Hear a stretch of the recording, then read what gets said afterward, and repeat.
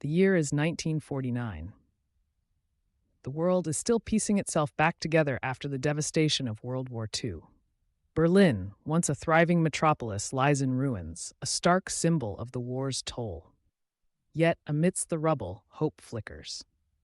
The Allied powers, determined to rebuild, divide Germany and Berlin itself into zones of occupation. What began as a pragmatic solution to administer a defeated nation soon becomes a flashpoint in a new kind of conflict: the Cold War. In the East, under Soviet rule, life takes on a different hue.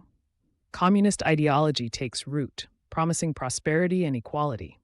But for many, this comes at a cost: the restriction of personal freedoms, a climate of suspicion, and the ever-present shadow of the Stasi, the East German secret police.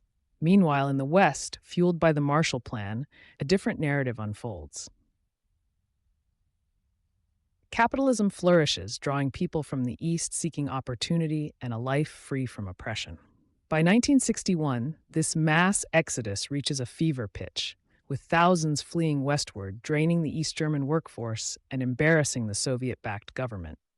A crisis is brewing. Then, in the dead of night on August 13, 1961, a chilling sight greets Berliners.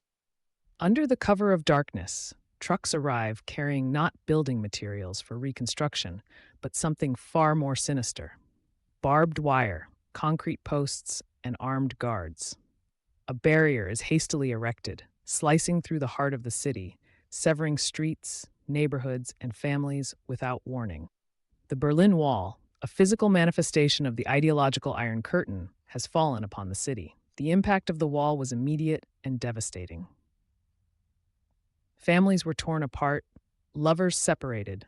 A city once pulsating with life was now scarred by a concrete divide. What was once a casual stroll across the street to visit a friend now required navigating a maze of checkpoints, barbed wire, and armed guards. The very fabric of everyday life had been brutally rent asunder. But even as the wall grew higher, more fortified, more intimidating, the human spirit refused to be contained. Driven by an unyielding yearning for freedom and reunification, desperate souls sought ways to overcome the seemingly insurmountable barrier. These rare photographs offer a glimpse into their daring attempts. We see the heart-stopping leaps from apartment windows bordering the wall, a mother's desperate gamble to throw her child to freedom into the arms of strangers. We see the tunnels painstakingly dug, inch by inch, beneath the feet of unsuspecting guards, a testament to human ingenuity and the unbreakable bonds of family. Yet, the wall was not without its victims. The heavily guarded death strip, with its tripwires, attack dogs, and orders to shoot to kill, stood as a grim testament to the high stakes. These images, though difficult to bear witness to, remind us of the immense human cost exacted by this divide. Each life lost, a stark reminder of the human price paid for the pursuit of freedom, and a solemn call to remember their sacrifice. But even as the wall cast a long shadow, it could not entirely extinguish the light of hope and humanity. On the western side, the wall became a canvas for protest, a space for artists and activists to project their messages of solidarity and defiance. We see images of families separated by just a few meters, using binoculars to glimpse their loved ones on the other side, a poignant reminder of the wall's inhumanity. These images serve as a testament to the enduring power of hope, of love transcending political barriers, a testament to the belief that even in the face of division, the human spirit yearns for connection. Life, as it always does, found a way to persist even in the shadow of the wall. Children born after 1961 grew up knowing only this concrete reality, their games of hopscotch played against a backdrop of barbed wire.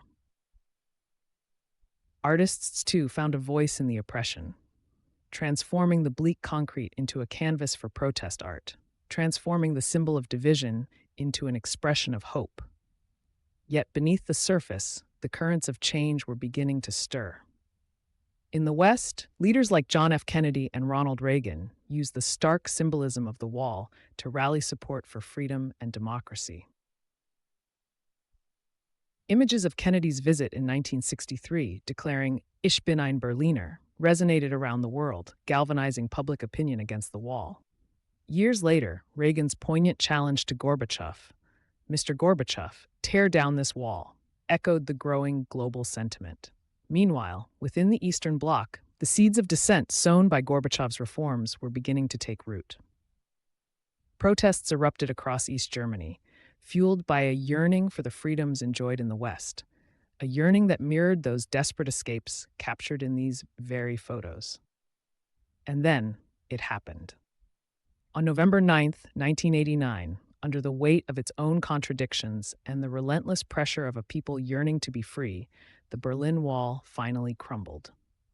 The world watched in awe as Berliners, armed with pickaxes and hope, chipped away at the wall, transforming it from a symbol of oppression to a monument to liberation.